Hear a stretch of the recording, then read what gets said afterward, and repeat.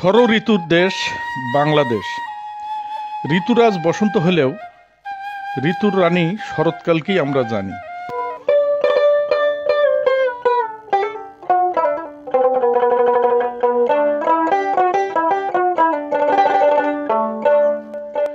ঋতুর হিসাবে ভাদ্র আশ্বিন শরৎকাল, আশ্বিন শেষে শুরু হচ্ছে হেমন্তের আনাগোনা। শিশুরের পরশ বুলানো সকালের আলো,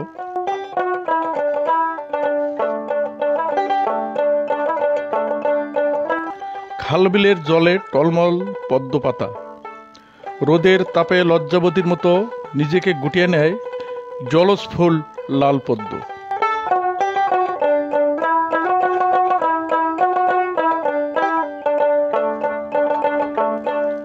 সকালে কুয়াশাচ্ছন্ন আঙ্গিনায় ছড়িয়ে ছিটিয়ে থাকে ঝরে পড়া শিউলি। আকাশের গোমরা মুখে আবার হঠাৎ সবই যেন ম্লান।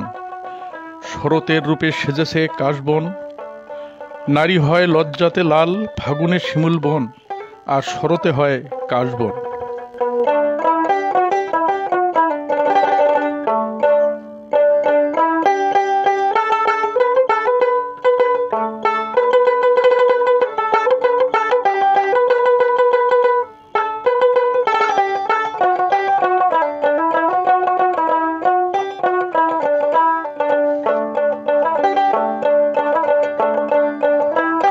খাল বিল নদী নালার পানি ভাটা পড়েছে, পাড়ার দামাল ছেলেরা মনের সুখে সাঁতার কাটছে।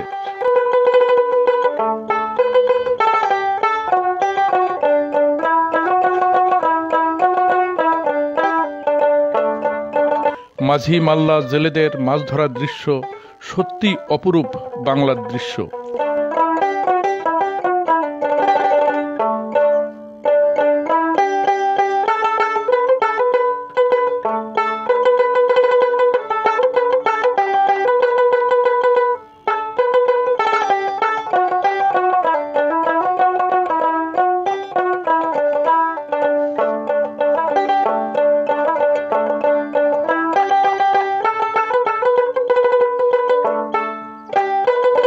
বাঙালির দোতারার গান, তালের পিঠা শরতের অবদান। এই তো আমার দেশ, সোনার বাংলাদেশ। মাঠে মাঠে শোভা পায় সবুজের ধান ক্ষেত। এমন প্রকৃতি স্থায়ী হয় না বেশিক্ষণ। পরক্ষণেই নীল আকাশে সাদা মেঘের ভেলা বদলে দেয় প্রকৃতি। টুকরো টুকরো মেঘে পরন্ত বিকেল বেলা লাল আভা বিলিয়ে পাটে নামে সূর্য। রাত একটু গভীর হলেই পল্লী গায়ের মানুষেরা ঘুমে আচ্ছন্ন। কোথাও কোনো জনমানবের সাড়া নেই। দূর থেকে ভেসে আসে মাঝি মাল্লার গান। পাড়ার বুড়া কুকুরটা মনের দুঃখে কান্নার শব্দ বিলায়, আবার কখনো ঘেউ ঘেউ করে।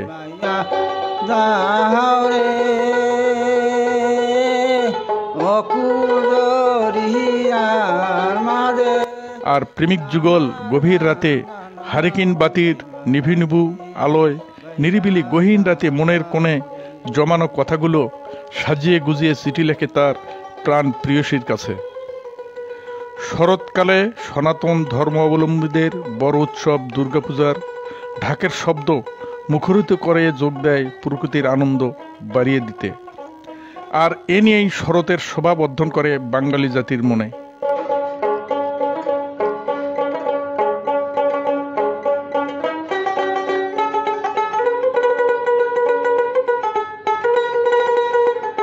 আমি আমিনুল ইসলাম, ভিডিও ধারণ করেছেন সুলতান বিন জামাল।